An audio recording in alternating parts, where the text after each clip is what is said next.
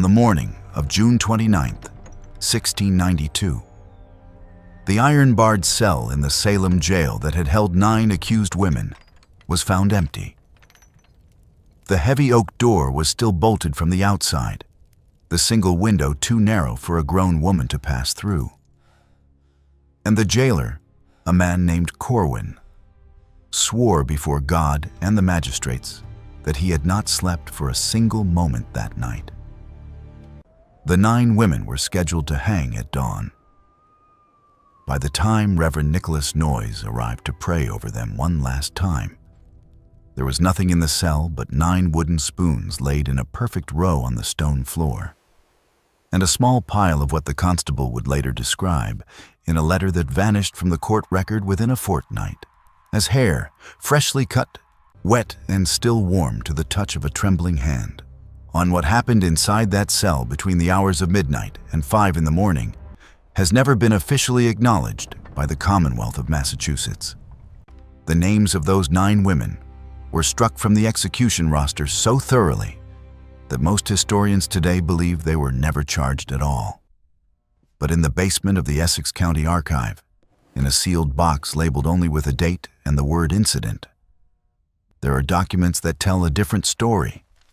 A story of land, of money, of 3 men in a cellar at midnight, and of a bargain made by 9 desperate women that would bind their descendants into silence for more than 300 years.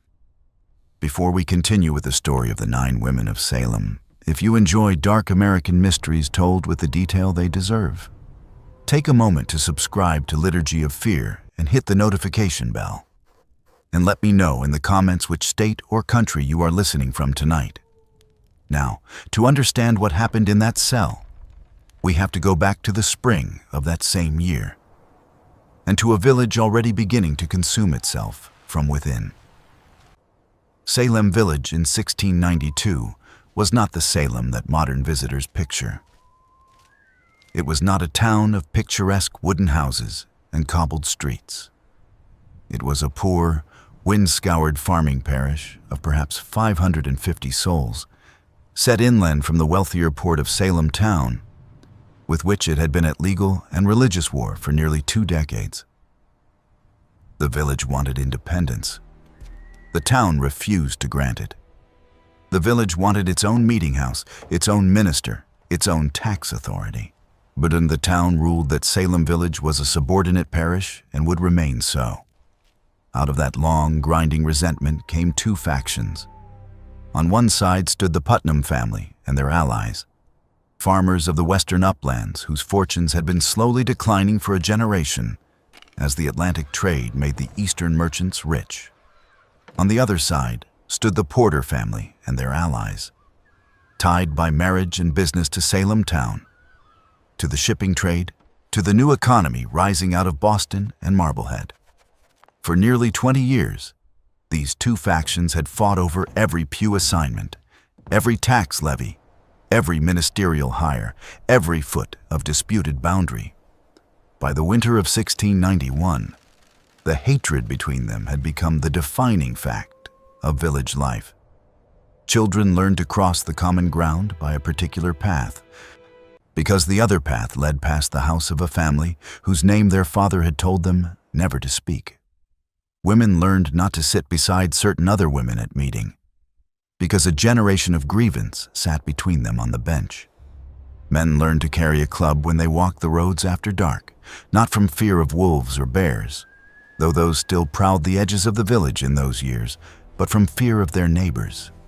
It was in that winter, in the parsonage of Reverend Samuel Parris, that 2 young girls, Betty Parris and Abigail Williams, began to exhibit what the village physician, William Griggs, could only describe as the hand of the evil one. They convulsed upon the kitchen floor. They spoke in voices not their own, deep voices, scraping voices, voices that seemed to come from behind their teeth rather than from inside their throats.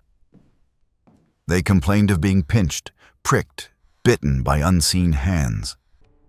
Marks appeared on their arms and legs, small red welts that no one had seen administered. And when pressed to name their tormentors, they named 3 women, all of them outsiders, all of them without male protectors in the village. A slave woman from Barbados named Tituba, held as property in the parsonage itself. A beggar woman named Sarah Good, with a reputation for foul speech and for pipe smoking on her neighbors' doorsteps. And a half-recluse named Sarah Osborne, who had married a man much younger than herself after the death of her first husband and who had been the subject of village rumor for a decade. Within weeks, the circle of accusers had grown beyond those 2 girls to a company of 7, then 12, then more. Within months, it had consumed Essex County entire. Respectable farm wives stood in the meeting house and fell to the floor, crying that the specter of a neighbor was tormenting them from across the room. Children of 11 and 12 years old testified under oath to things they could not possibly have witnessed. And the magistrates, John Hathorne and Jonathan Corwin, who had been dispatched from Salem town to investigate, made a fateful decision in the first week of March. They decided that the girls were telling the truth, and that the spectral evidence they offered, visions of the accused tormenting them in forms invisible to anyone else, would be accepted in the preliminary examinations. And this was a decision without legal precedent in English common law. It was a decision that would, within 6 months, put 150 people in chains. And it was a decision that, as certain men among the Putnam family quickly realized, could be steered. By the time the Special Court of Oyer and Terminer was convened in June of 1692, under the authority of the new royal governor, Sir William Phipps, more than 150 people had been accused, and the jails of Salem, Ipswich, Boston, and Cambridge were overflowing. The Salem jail itself was not a building designed for the purpose. It was a converted house on Prison Lane, a 2-story structure of rough-cut timber and fieldstone, with a cellar that had been crudely reinforced with iron bars and a single oak door. The air in that cellar was said to be so foul in the summer months that the jailer's wife refused to bring the prisoners their meals and sent instead a serving girl of 14, who covered her face with a vinegar-soaked rag each time she descended the steep wooden steps. The walls of the cellar ran with moisture, even in dry weather. The floor was packed earth for the first 3 feet and then stone. And the seam between the two was a breeding ground for rats, which no amount of poison or terrier work could fully control. Prisoners complained of being bitten in their sleep. Several of the older women developed sores that would not heal. The smell, according to a letter written that June by a visiting minister from Ipswich, was like nothing he had ever encountered in his life. A compound of human waste and rotting straw and standing water and something else. Something sweeter and more private, which he could not identify and which, he wrote, he prayed never to encounter again. The women held there in June of 1692 were chained by the ankle, not to each other, but to iron rings driven directly into the stone walls. This was not standard procedure. It was done at the specific written order of Magistrate John Hathorne, who believed, and wrote openly in his letters to Cotton Mather in Boston, that witches could travel in spectral form through solid walls if left unchained, and could afflict the godly even from within their place of confinement. Hathorne further ordered that the prisoners be searched upon their entry into the cellar for what were called witch marks, meaning any unusual spot or protuberance on the body which might be used to nurse a familiar spirit. The searches were conducted by a party of respectable village matrons, and the reports, which are preserved in the Essex County Court files, make for some of the most disturbing reading to survive from that season. Women in their 50s and 60s were stripped naked and examined in every fold and crease of their bodies by women they had known for 30 years. Women who had stood at their weddings, women who had helped them bury their children. The searches took, on average, 2 hours. The women who had been searched were returned to the cellar without their undergarments, which were retained as evidence. They sat on the stone floor in their torn shifts, some of them weeping, some of them praying, and some of them staring at the low ceiling in a silence that their fellow prisoners found more frightening than any tears. The 9 women in the cell on the night of June 28th were not, for the most part, the women whose names we remember today from the Salem trials.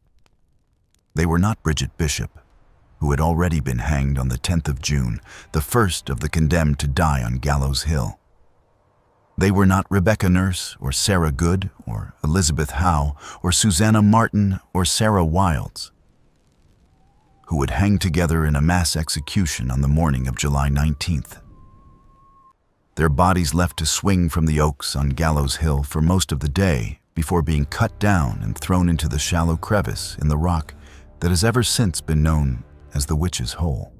The 9 women in that cell on the night of June 28th were, according to the surviving jail ledger, Mary Osgood of Andover, aged 55, the wife of Captain John Osgood, a man of considerable standing in the militia; Hannah Carrier of Andover, aged 38, whose mother, Martha Carrier, would hang on August 19th and whose own name would later be quietly struck from the records; Abigail Faulkner, the daughter of a minister, aged 33, pregnant by several months and visibly so; Martha Emerson of Haverhill, aged 29; Sarah Cloyce of Salem Village, aged 51, sister of Rebecca Nurse, whose composure in court had been remarked upon and feared in equal measure; Mary Toothaker of Billerica, aged 40; Rebecca Eames of Boxford, aged 48; Deliverance Hobbs, whose age is given in the ledger as about 40 but who was in fact closer to 35,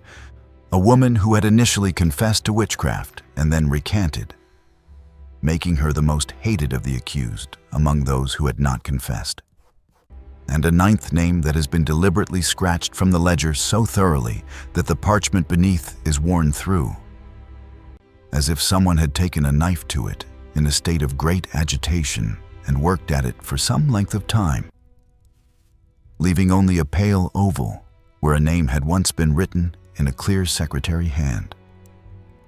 What these 9 women had in common was not, as one might at first expect, their poverty or their marginal status.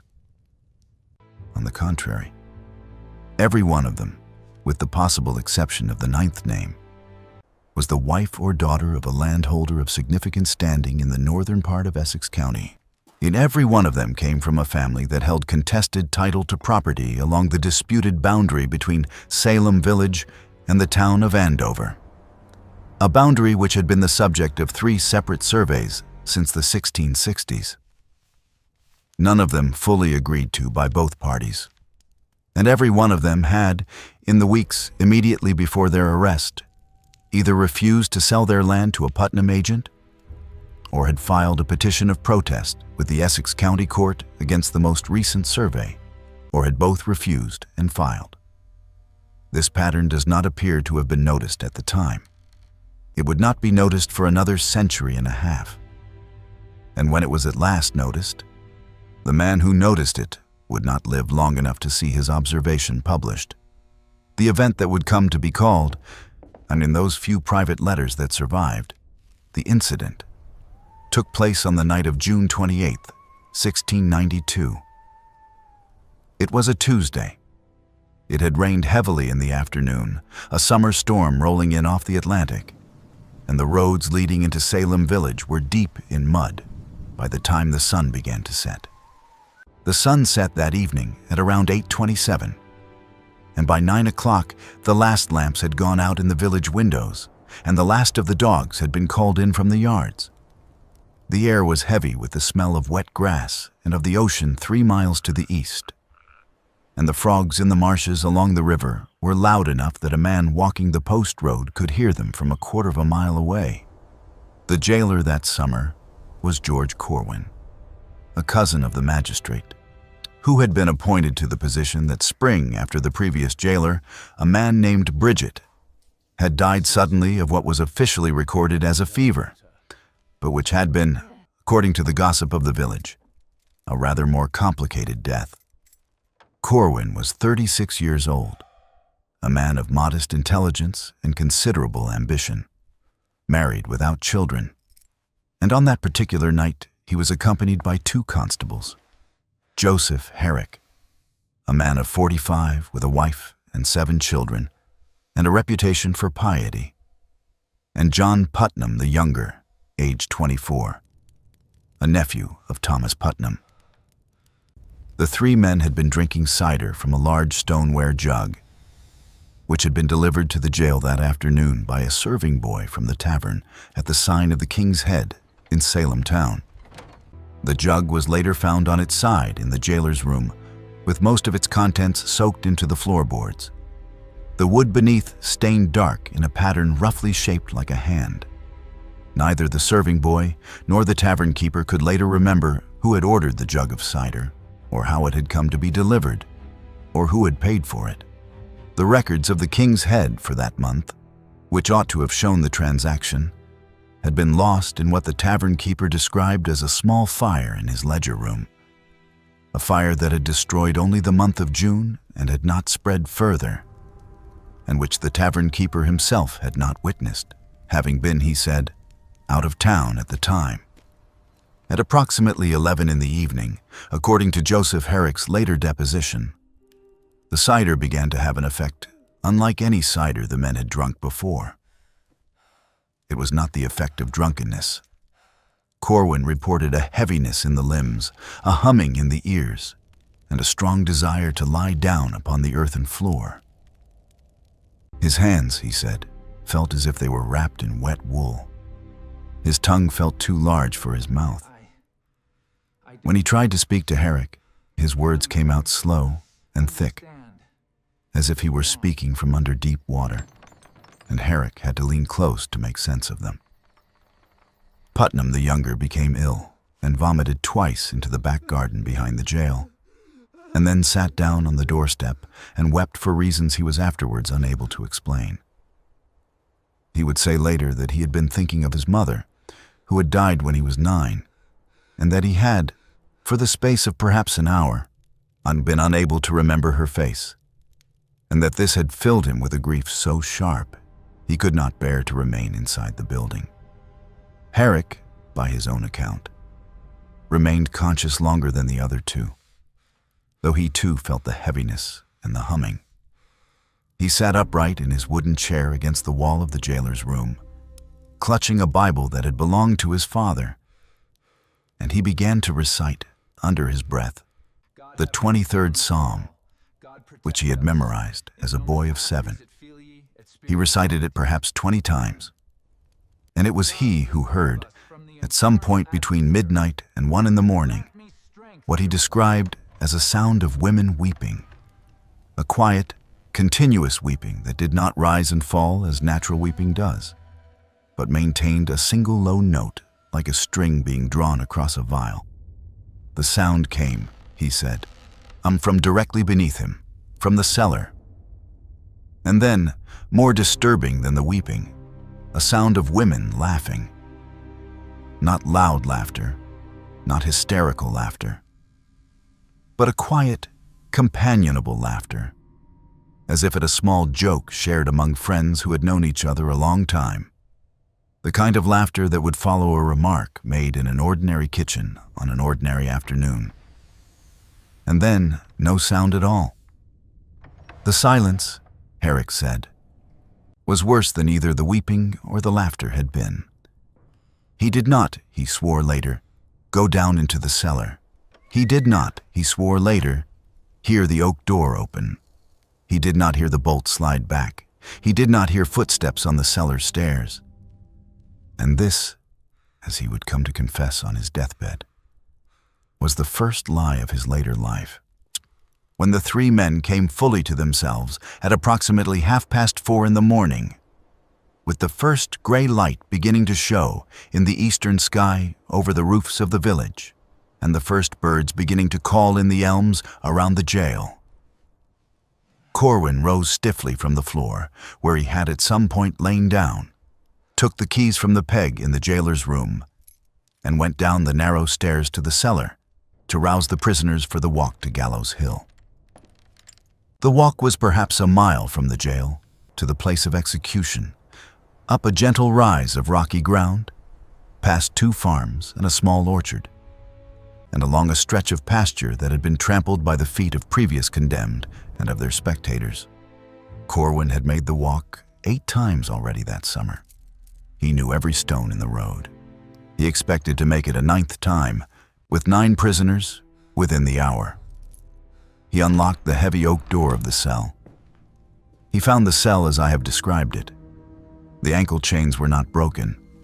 They were unlocked and laid neatly on the stone floor beside the rings in the wall. The keys to those ankle chains hung, as they always did, on a peg in the jailer's room, 2 floors above, behind a door that had been bolted from the inside.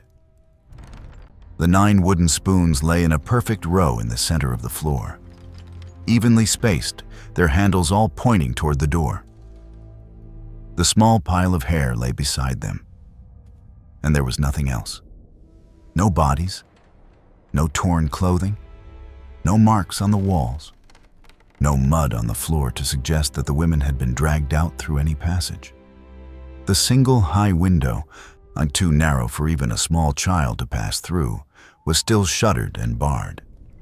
Corwin sat down on the stone floor of the cell and did not speak for nearly an hour.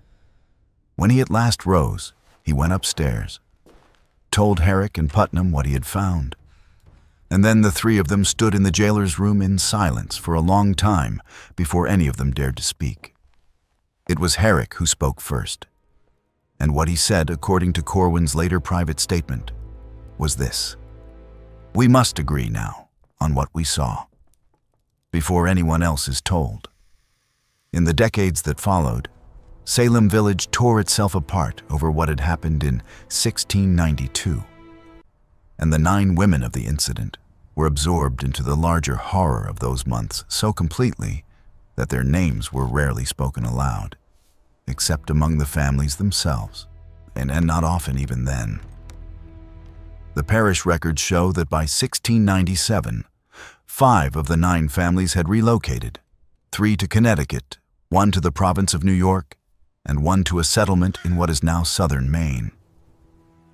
The 6th family, the Osgoods, remained in Andover, but ceased attending any organized church until the 1730s. And when they did at last return to church attendance, it was to a church of a different denomination, in a different town, under a minister who had no knowledge of the family's history. The 7th family, the Cloyces, continued to petition the general court for the restoration of their property rights until 1699, at which point Peter Cloyce, the husband of Sarah, died suddenly of what his physician described in a phrase that would recur several times in this story, as a softening of the brain. After his death, no further petitions were filed by the Cloyce family. The 8th and 9th families cannot be traced at all, which is in itself remarkable, because the Essex County records of that period are otherwise quite thorough, and because the families in question had been in Massachusetts since the 1630s and had left considerable documentary traces before the summer of 1692, and none afterwards. It is as if they had been erased, not forgotten, but actively erased. Their names removed from the tax rolls, from the church rolls, from the militia lists, from the deed records, leaving behind only the negative space of a family that ought to have been where no family now was. What did survive, however, is a series of letters written between the Reverend Increase Mather in Boston and a merchant in Salem town by the name of Philip English. English had himself been accused of witchcraft in April of 1692, had escaped from the Boston jail with his wife Mary by the intervention of friends and the payment of certain sums to certain jailers, and had fled to New York, from which he wrote in October of that year, asking Mather a single, carefully worded question. He asked whether Mather had any knowledge of a transaction of land that had taken place in the final week of June, 1692, involving 9 parcels of disputed property along the border of Salem village and Andover, and whether the signatures on the deeds of sale bore any resemblance to the marks used by the accused in their examinations before the magistrates. Mather's reply to this letter, if he wrote one, has not survived. English's original letter, however, is preserved in the papers of his descendants in New York, and it is specific in a way that Mather would not have missed. English did not ask Mather whether the accused had sold their land. He asked whether their marks on the deeds matched their marks on the accusations. This is a strange question to ask, unless one already suspected something about the condition of the women at the moment the deeds were signed.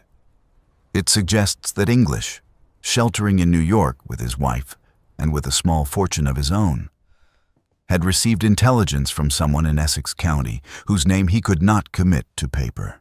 It suggests that the mechanism of the incident, though not yet called by that name, was already suspected by a small number of people within 6 months of the night of June 28th. And it suggests that those people were, like English himself, either already fled from the colony or had good reason to wish they were. 3 months after English's letter was written, in January of 1693, 9 parcels of land along that exact boundary were indeed transferred to new ownership. The new owners were, in every case, men connected by marriage or business to Thomas Putnam, one of the most active accusers in the Salem proceedings, a man who, in the space of 18 months, had made formal accusations against more than 40 of his neighbors, and whose handwriting appears on more of the complaint documents than any other individual's. The original owners on the deeds, the 9 women of the incident, had signed with crosses rather than with their own names, which is notable because several of them, including Mary Osgood and Abigail Faulkner, were demonstrably literate and had signed other documents in their own hand earlier that same year. Mary Osgood, for instance, had signed her name, in a clear and careful hand, on a parish subscription list for the relief of the poor in March of 1692, 3 months before her arrest. The Mary Osgood of the January 1693 deed signed only with a cross, and the crosses on the deeds, when compared by a suspicious clerk in the Essex Deeds Office some 20 years later, matched in precise detail the crosses the same women had made on the accusation documents that had sent them to the cellar in the first place. Not approximately. Precisely, down to the angle of intersection and the slight hook at the end of the lower stroke.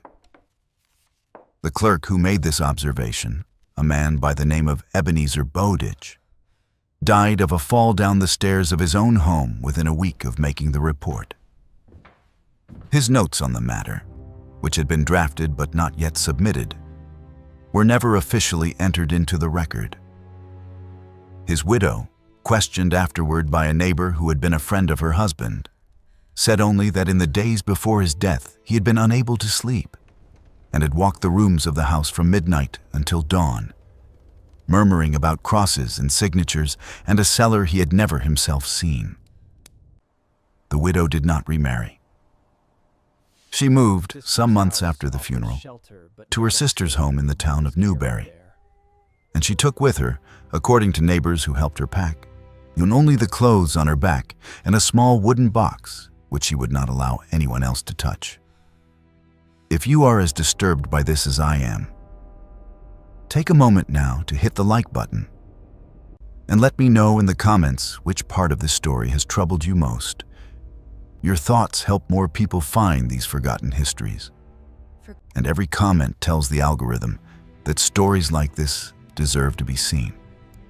The investigation into what had truly happened on the night of June 28th began, in a quiet and unofficial way, in the year 1710, when the General Court of Massachusetts passed an act reversing the attainders of many of those convicted in the Salem proceedings and granting financial restitution to their families.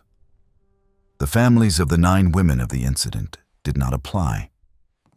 This too was remarked upon at the time, and a clerk named Samuel Sewall, who had himself served as one of the magistrates on the original court of Oyer and Terminer, and who had, in the year 1700, stood in silence in the Old South Meeting House in Boston, while his pastor read aloud his public repentance for his role in the trials, wrote in his personal diary that he had made inquiries and had been unable to locate a single living relative of any of the 9. This was, on its face, impossible. The Osgood family alone had at least 14 documented descendants living in Essex County in 1710. The Cloyces had direct relations in Salem village itself. The Faulkner line had branched into 3 separate households by the 2nd decade of the new century. But when Sewall, acting on his own conscience and without official authority, traveled to Andover in the autumn of 1711 and presented himself at the Osgood homestead, he was received by a man who claimed the name of Osgood, but who refused to discuss the matter of Mary Osgood, his own mother, and who asked Sewall to leave the property before the sun set below the hill west of the house. In his diary, Sewall wrote that the man's eyes had a quality he had seen only once before, in the eyes of a man who had survived the Deerfield massacre of 1704, and who had watched his own 3 children killed before him. It was the look, Sewall wrote, of someone who had made a bargain he could not unmake, and who was forced to live each day under its weight, and who knew that if he ever once broke the terms of that bargain, something he loved would be taken from him. Sewall made further inquiries over the following 2 years. He was a careful man, a man whose public repentance for his role in the trials had been sincere and costly, and he did not rest easily at the thought that there was some further wrong within the Salem matter which he had never been told, and which he himself might have unknowingly facilitated in his capacity as a magistrate. He found, through a contact in the Connecticut General Assembly at Hartford, that the families who had relocated to Connecticut had done so under new surnames, which was not itself uncommon among refugees from the trials, but that they had purchased their new lands in cash, in amounts that would have been impossible for them to have saved from the farms they had left behind in Essex County. And the Osgoods had held a farm worth perhaps £60 at the time of Mary Osgood's arrest. The family that arrived in East Hartford in the autumn of 1692, claiming a different name, paid £215 in silver for a property there. The Faulkners had held even less. The family that arrived in Middletown paid nearly £300. The Cloyce descendants who relocated to a town on the Thames River in eastern Connecticut arrived with sufficient capital to begin a small iron foundry, a venture that required upfront investment far beyond what any Massachusetts farming family of their rank could reasonably have possessed. He found, through a correspondent in New York, that the one family that had gone south had also taken a new name, and that the head of that household, a man who had been a cordwainer in Andover and whose trade could not possibly have supported his family at the level the New York record suggested, had arrived in Manhattan with enough money to open a small import business, which by 1715 had become a large import business, and which was by that point entangled through credit and shared ventures with several of the leading merchant houses of the city, including certain houses connected with the Putnam interests in Boston, and with men whose names Sewall did not commit to paper, but whose initials, written in the margins of his notebook in a careful hand, correspond to 2 members of the Royal Governor's Council sitting in 1711. And he found at last, through an old and frightened woman in Salem village, who had once worked as a serving girl in the Putnam household, and who was now in her final illness and had sent for a minister to ease her conscience, that on the morning of June 29th, 1692, a covered cart had left the Putnam farm at approximately 5:30, heading west on the post road. The cart had been driven by Thomas Putnam himself. It had been accompanied by 2 riders whom the woman could not see clearly in the dawn light, and whose faces she had been warned, later that same morning, not to attempt to remember. And it had been loaded, she said, with 9 bundles of what looked, in the gray dawn light, like folded laundry. But the bundles, she said, had breathed. She had watched from the kitchen window as the cart passed by on the far side of the rail fence. And she had seen the canvas rising and falling, 9 separate rhythms, not quite in time with one another. And she had turned away and set to kneading bread, and had not spoken of it to anyone, not even to her husband, for 39 years. She had held it inside her, she told Sue Wall, for so long that when at last she spoke the words aloud, she could not be sure whether she was remembering the thing itself or remembering the many thousand times she had remembered it.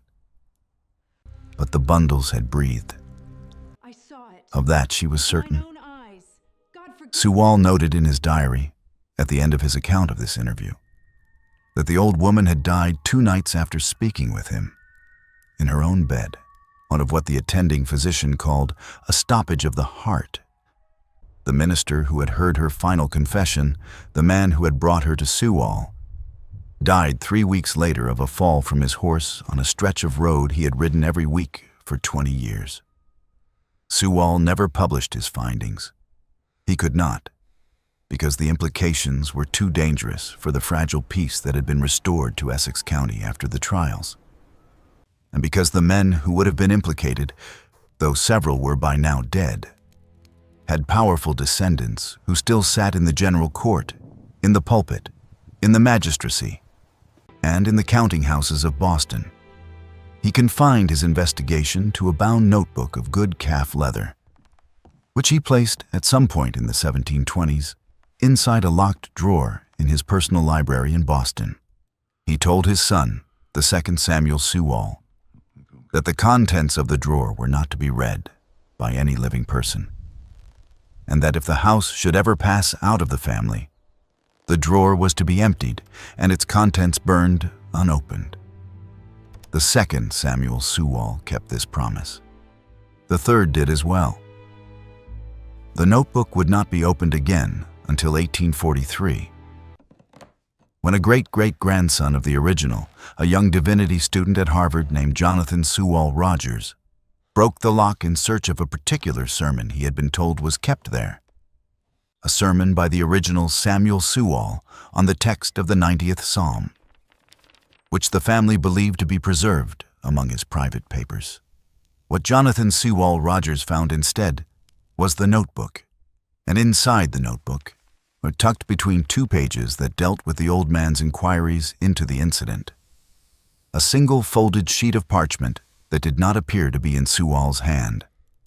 The parchment was an affidavit, signed by the constable Joseph Herrick in the year 1717, which is to say, the year of his death.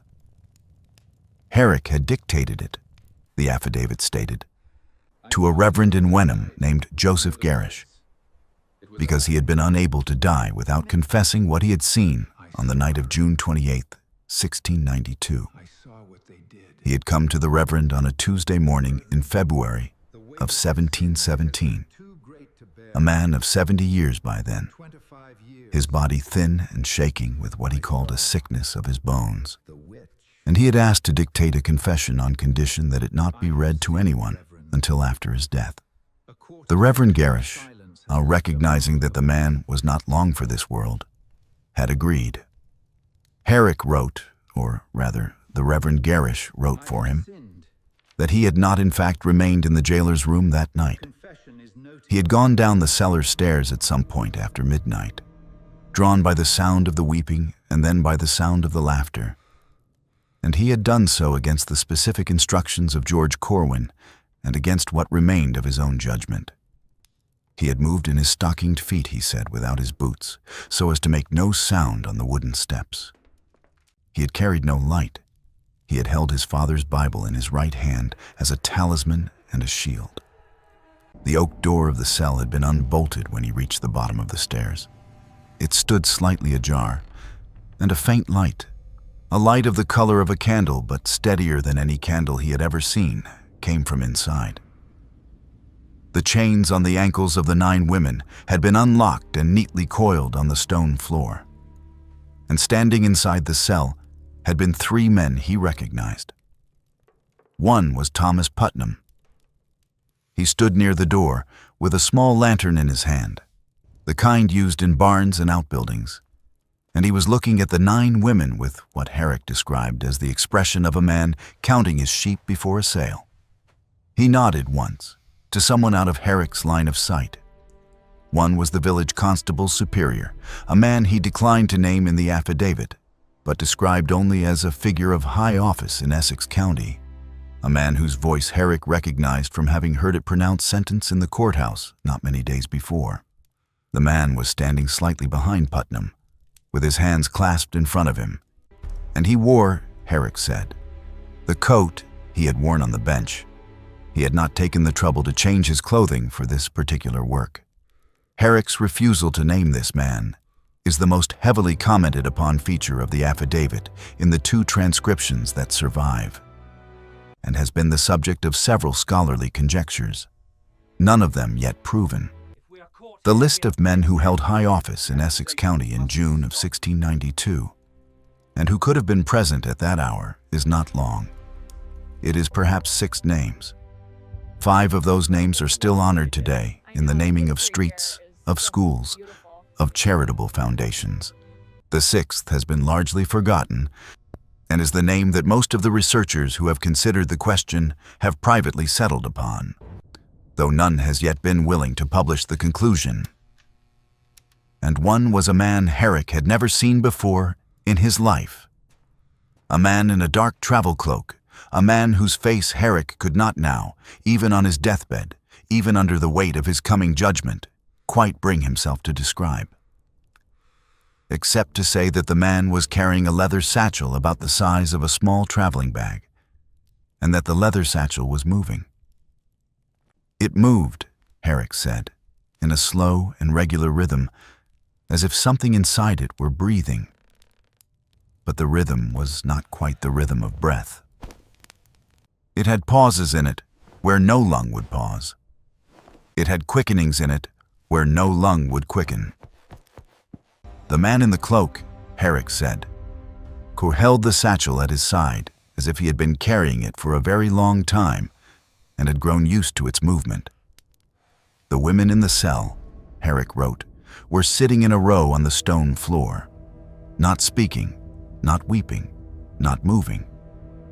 Their wrists had been bound, one to the next, with lengths of what looked like ordinary rope, but which, Herrick said, made no sound when the man in the cloak gestured for them to rise. Their feet were bare, their eyes were open, and each one of them, Herrick wrote, was looking directly at him. Not one, all of them, at the same moment, as if they had all 9 of them known, before he had known it himself, that he was there at the foot of the stairs.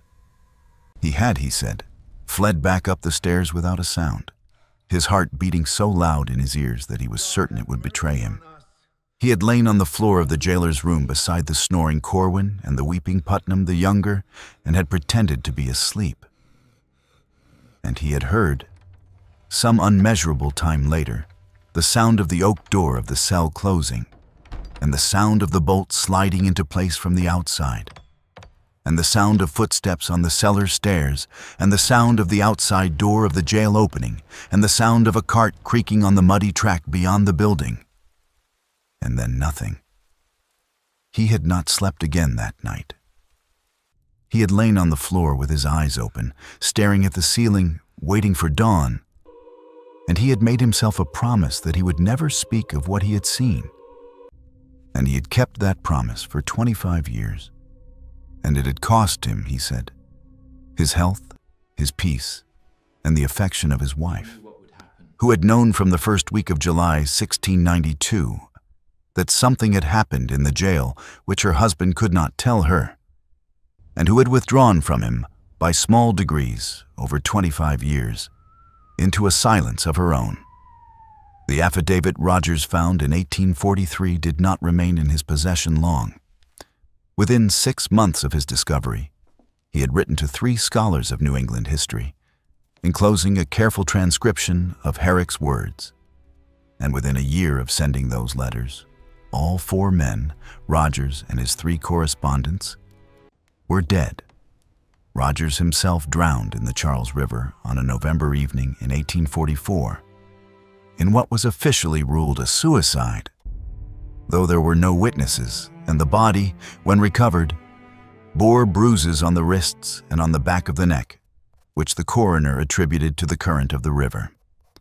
One of the scholars, George Bancroft, died of a fever he contracted on a voyage to investigate parish records in Andover, a voyage he had undertaken specifically as a result of Rogers's letter. Another, a clergyman named Peter Thatcher, was found at the foot of his own church bell tower in Boston on a Sunday morning, the church having been closed since the previous evening, and the door to the bell tower staircase still locked from the inside. The third, a lawyer named Ephraim Peabody, died of what his attending physician recorded, using the exact phrase that had been used for Peter Cloyce in 1699 and for Ebenezer Bowditch some years later, as a softening of the brain. He had become, in the final weeks of his life, unable to speak. His wife reported that he would sit by the fire in the evenings and stare into it, and sometimes begin to weep, and that when she asked him what was wrong, he would lift his hand and show her, on the underside of his wrist, where a small mark had appeared some months before, a mark that resembled nothing so much as the impression of a cross, and that she had at first taken for a bruise, but which had not faded with the weeks, had not faded with the months, and which seemed, on some evenings, to be darker than on others, and never in any pattern she could discern. The original notebook of Samuel Sewall was returned to the Sewall family papers and was deposited in 1879 with the Massachusetts Historical Society, where it remains today and where any scholar may request to examine it. The affidavit of Joseph Herrick, which had been the most damning document in the notebook, was not deposited with the notebook. Its current location is unknown. The 2 surviving transcriptions were made by Rogers himself before he sent his letters. They are held now in private collections and have been viewed by a handful of researchers, each of whom has, for reasons that are not always documented, chosen not to publish their findings. What does survive in the Essex County Archive is the sealed box that I mentioned at the beginning of this story. The sealed box labeled with the date June 29, 1692, and the single word, incident. The box was opened once, in 1922, by a young archivist named Edith Pierce, who was attempting to catalog the county's 17th century holdings in a project funded by a grant from a private foundation in Boston. Pierce's catalog entry for the box, which is the only surviving description of its contents to have been made by a qualified professional, is as follows. 9 parchment sheets, each bearing a single cross in the lower right corner, otherwise blank. The crosses, Pierce noted, were identical in form and resembled the marks made by the accused on the Salem complaint documents preserved elsewhere in the archive. 1 iron ankle ring, the lock mechanism partially melted, as if by great heat, the iron itself showing the peculiar crystalline structure that forms when metal is heated to just below its melting point and then cooled rapidly, a phenomenon, Pierce noted, that she could not account for, since the cellar of the Salem jail had contained no source of heat sufficient to produce such an effect, the building having been entirely unheated in June, and in any event not equipped for metalworking.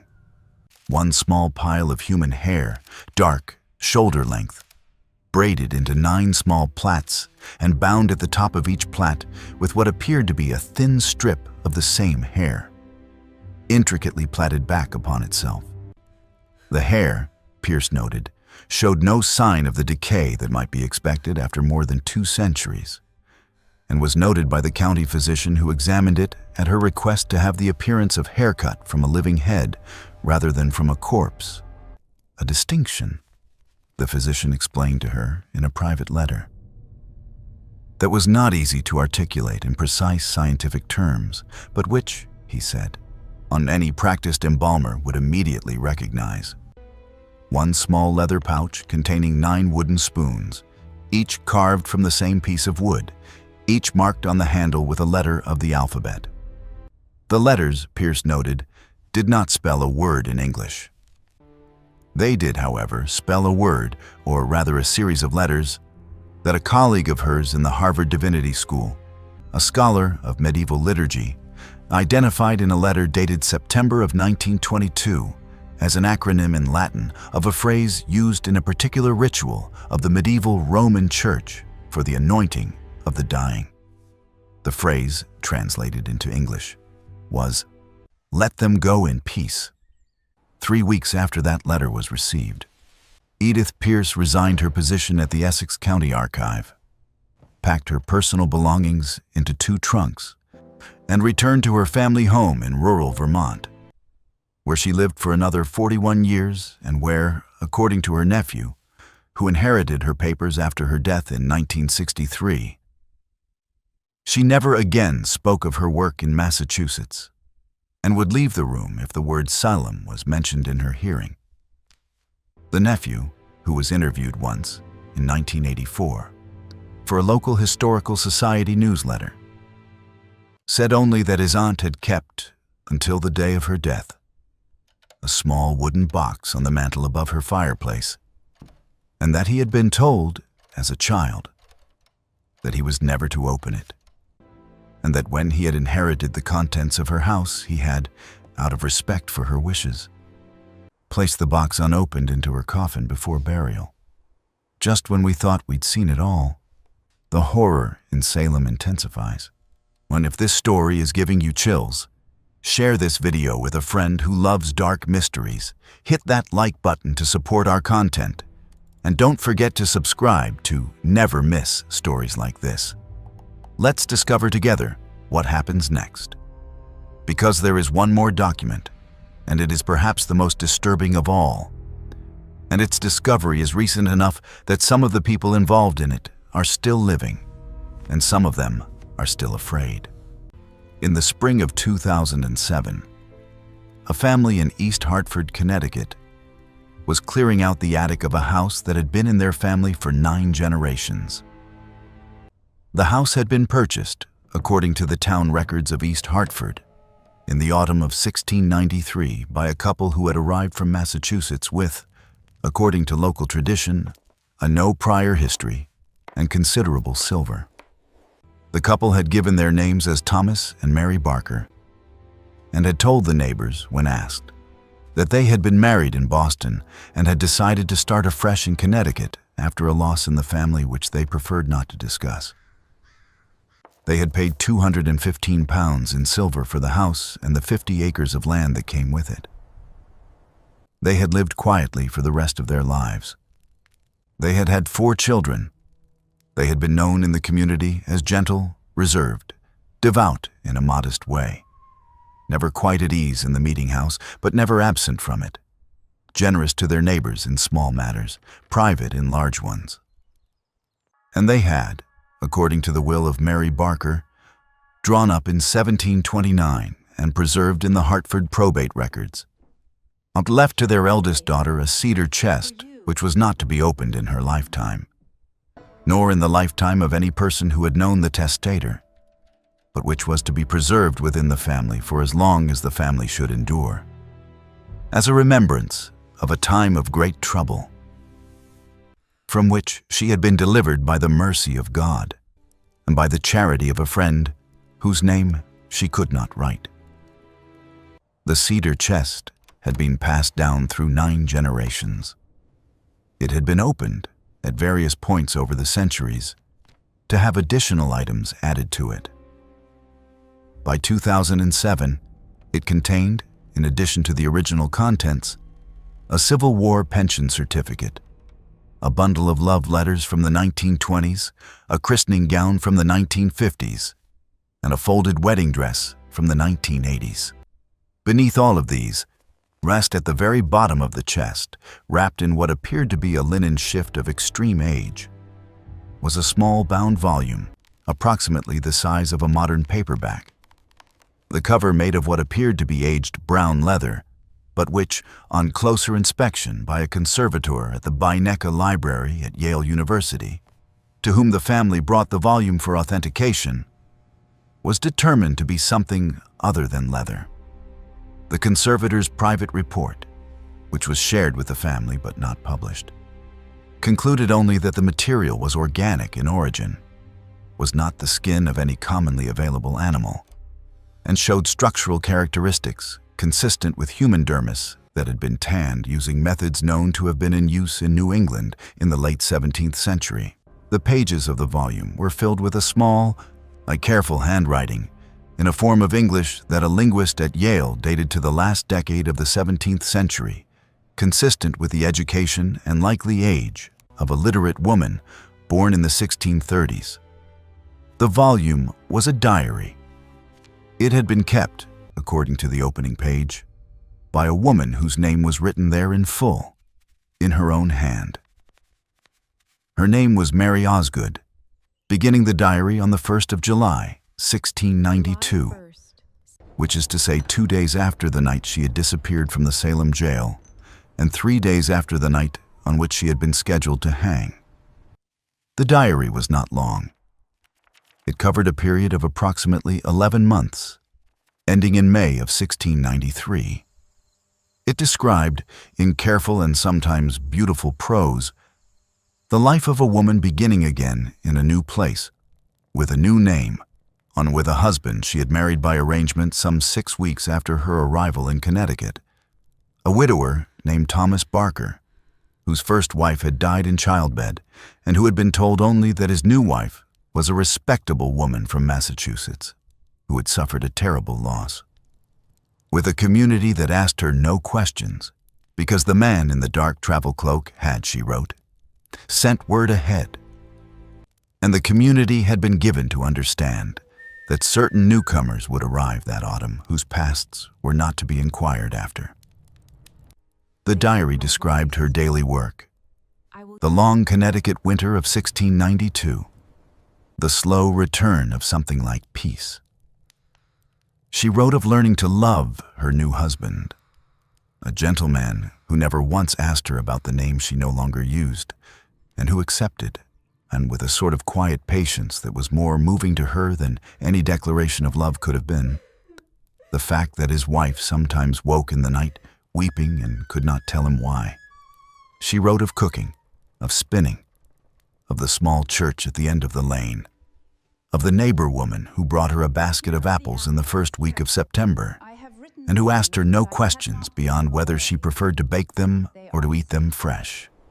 She described the other 8 women, who had settled in towns and villages within a day's ride of one another across the Connecticut River Valley, and whom she saw in various small gatherings over the course of that year. They met in one another's kitchens, under the pretext of visiting, and spoke of ordinary things, and never spoke of the cellar or of the oak door or of the sound of the cart on the track or of the 9 chains that had been unlocked without a key. Once, Mary wrote, in February of 1693, she and Sarah, whom she does not identify further but who can only be Sarah Cloyce, had sat together by a fire in a farmhouse near Wethersfield, and had wept for a full hour without speaking, and then had dried their tears and had spoken only of the quality of that year's butter. They had not looked at each other while they wept. They had not embraced. They had sat on either side of the hearth and had stared into the fire and had allowed themselves, for that 1 hour, to grieve for what they could not name. And then they had stopped at the same moment, as if by prior agreement, and had gone on with the visit. And the diary described once, and only once, in an entry dated the 10th of November, 1692, the man in the dark travel cloak, and the terms he had offered them in the cell. He had come to them, Mary wrote, on the night of the 28th, through the unlocked cell door, accompanied by Thomas Putnam and by a man she called, in her diary, only the High Gentleman, whom she too declined to name, and whose identity, she said, she had been warned never to discover, because to know it would be to be unable to forget it. And forgetting, she wrote, was the first duty she had been asked to perform. I offer you terms. The man in the cloak had explained the terms of their release with great gentleness. I am not here to condemn He had spoken in a voice that Mary described as the voice of a very old man, though he had not seemed old in his movements, and he had addressed each of them by name, when the name they had been given in baptism, and not the name by which they had been accused. He had given each of them the choice, individually and in turn, to stay in the cell and hang at dawn, or to go with him and never speak, under any circumstance, for as long as they lived, of what had happened in that cell, or of who they had once been, or of the village they had left behind, or of their husbands, or of their children, or of any person who had once known them by their true name. He had told them that their silence was required not for the protection of the men who had arranged their release, though that was one consequence of it. Their silence was required, he said, because the true purpose of the Salem proceedings was not the hanging of witches. The hanging of witches was the public face of the enterprise, the face that would be remembered, the face that would be written into the histories and the pamphlets and the sermons of repentance. The true purpose of the Salem proceedings was the transfer of approximately 4,000 acres of disputed farmland from families who had held it for 2 or 3 generations to families who would put it to a different use, a use he did not fully specify, but which required, he said, that the land be understood in the public mind as spoiled, as cursed, as ground upon which no prudent man would wish to build. The hangings, he said, served this purpose by attaching to the accused families a permanent stigma. No one would contest the title to land whose previous owner had been hanged for witchcraft. No descendant would come forward to claim an inheritance tainted by that shame, when the ground would be quietly and permanently available. The disappearances, he said, served a different purpose. They made it possible, he said, to remove from the contested ground certain families whose members were too well connected, too respected, too sympathetically regarded by their neighbors, to be hanged without endangering the wider enterprise. For those families, hanging would have produced martyrs, and martyrs would have produced inquiries, and inquiries would have produced truth. What was wanted instead for those families was erasure, not death, but absence. Not a body on the gallows, but a cell that was, one morning, simply empty. The hangings, he said, were a theatrical necessity. The disappearances, he said, were a practical mercy. And the disappearances would continue for as long as was required. And the land would continue to change hands for as long as was required. And the true history of what was happening in New England in those years would not be written down, because the men who would write it were the men who were arranging it, and because the women who had been its hidden victims would themselves be, by his arrangement, alive and grateful and silent. Each of them, he said, would receive a new name, a new husband, a new home, and a town chosen for its distance from any road a traveler from Essex County might take, a sum of money sufficient to establish her new household, and the guarantee of her life and the lives of her children to come. In exchange, she would give him her silence, and the silence of every descendant she should ever have, for as long as her blood continued.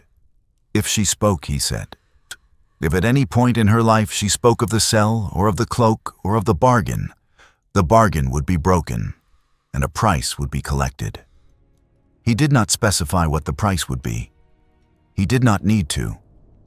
Each of the women had, in that moment, a clear and precise understanding of what could be taken from her.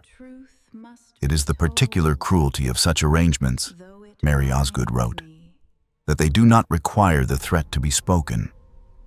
The threat is made by the mind of the person who bears it, and it is shaped, in each case, exactly to the fear that person carries most deeply, and there is no negotiating with a threat one has oneself assembled.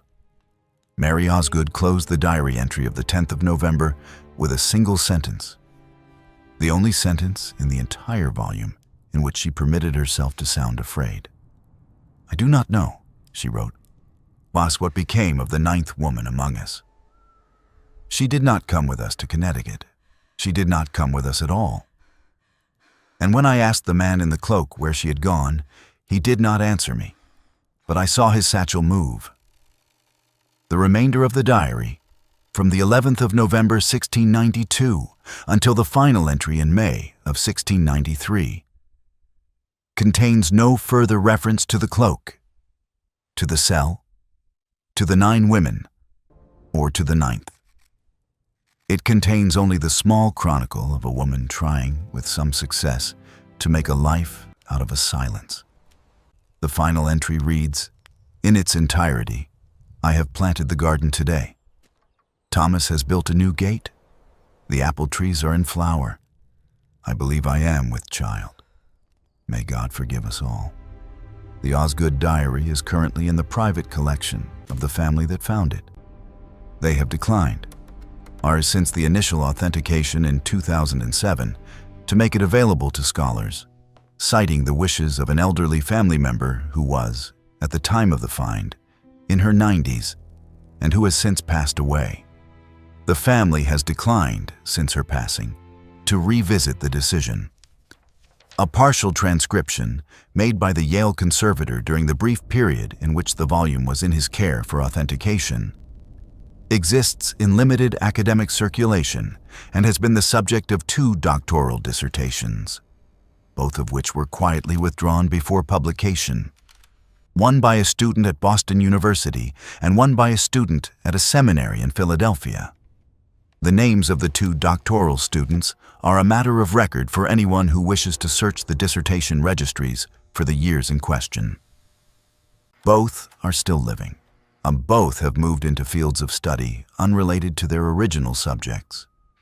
Neither will return calls on the subject of Salem or of the Osgood diary, or of what the man in the cloak may have meant when he said that the land would be put to a different use. The Essex County Archive still holds the sealed box, and the box is still labeled Incident. And the contents of the box, according to a phone call I made in the course of preparing this story to the present-day archivist, are still exactly as Edith Pierce described them in 1922, down to the 9 parchment sheets and the iron ankle ring with its partially melted lock, and the 9 small plaits of hair which, according to a recent privately funded examination, still show no sign of decay. More than 330 years after they were cut, the 9 parcels of land along the Salem village and Andover border changed hands many times over the following 3 centuries. They are today, in whole or in part, the sites of a regional shopping mall, a private school, 2 cemeteries of which one is closed to new interments, a stretch of state highway, and a small industrial park which has had, over the years, 3 separate owners, each of whom has sold the property within 5 years of acquiring it. None of these places is regarded, in local tradition, as haunted. None of them has ever been the subject of any unusual report. No ghost story attaches to any of the 9 parcels. No historical marker indicates what happened on any of them. The land, as the man in the cloak is said to have promised, has done what was required of it, and has been forgotten, and its forgetting is perhaps the most thorough thing about the entire affair. What this story shows us, perhaps, is that the most terrifying thing about Salem was not what we were told. It was not the hysteria of the accusers, or the cruelty of the judges, or the superstition of a frightened colonial village huddled against the dark forest at its edge. The most terrifying thing about Salem was that beneath all of that, beneath the visible horror, there was a second horror, quieter, more patient, more interested in property than in souls. And that this second horror has never been prosecuted, never been named, never been fully acknowledged, and never, so far as we can tell, gone away.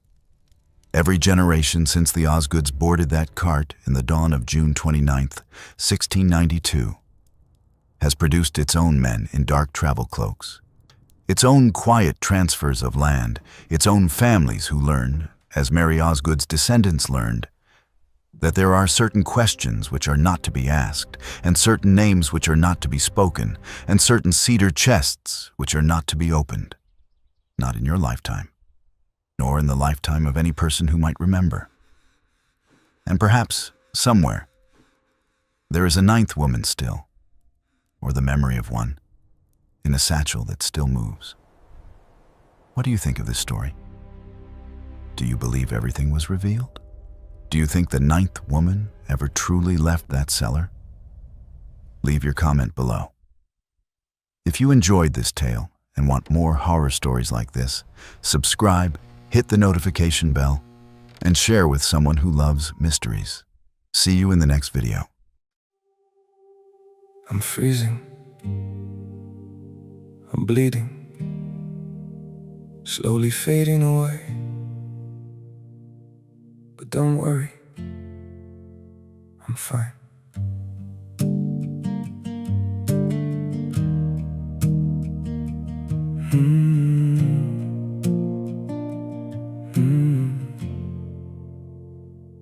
The cold has settled in my heartbeat, like winter living in my veins. Every breath feels numb and fragile. Every smile just hides the pain. I'm breaking quietly in silence, falling slow without a sound. Yet I keep saying I'm okay, while my world burns to the ground. I'm frozen here, I'm bleeding slowly, dying piece by piece inside. But I still whisper, it's alright, just to keep you from goodbye. I'm shattered, love, but don't you worry, I'll pretend till my last breath. Even while my soul is fading, I'll say everything's okay. Maybe pain just learned to live here. Maybe sorrow feels like home. So I wear my wounds like armor and survive them all alone. I'm frozen here, I'm bleeding slowly, dying piece by piece inside. But I still whisper, it's alright, just to keep you from goodbye. I'm shattered, love, but don't you worry, I'll pretend till my last breath. Even while my soul is fading, I'll say everything's okay. If you ever see me smiling, no, it's just my last defense. 'Cause sometimes love means hiding how much you're suffering.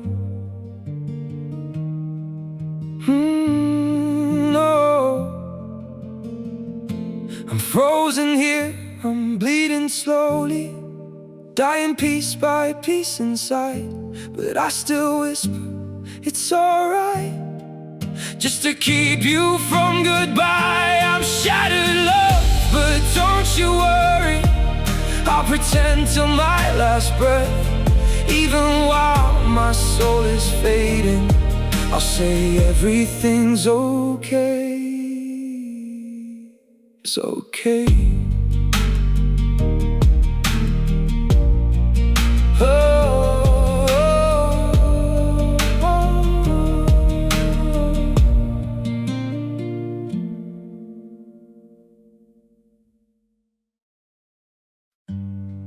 They say just forget. Move on like it's easy. But forgetting you feels like remembering someone I've never seen.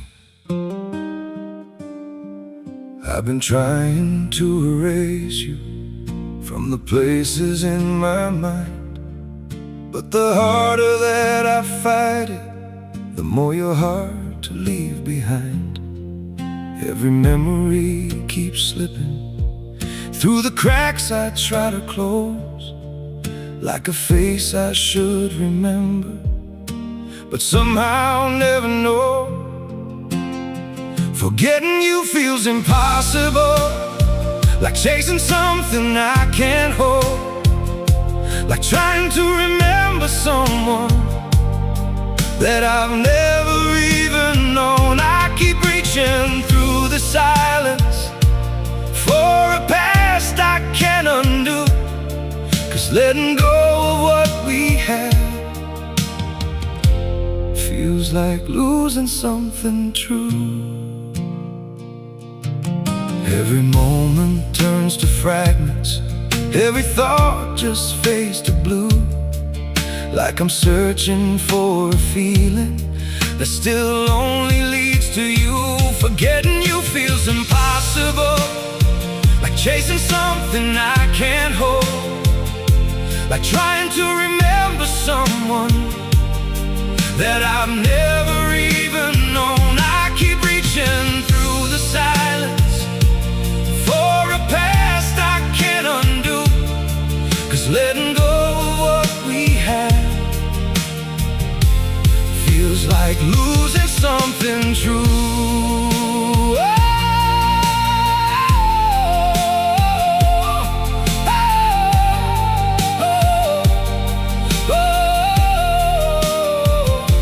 If I never met you, maybe I would know just how to heal, but now every empty moment still reminds me what is real. Forgetting you feels impossible, like chasing something I can't hold, like trying to remember someone that I've never even known. I keep reaching through the silence for a past I can't undo, 'cause letting go of what we had feels like losing something true.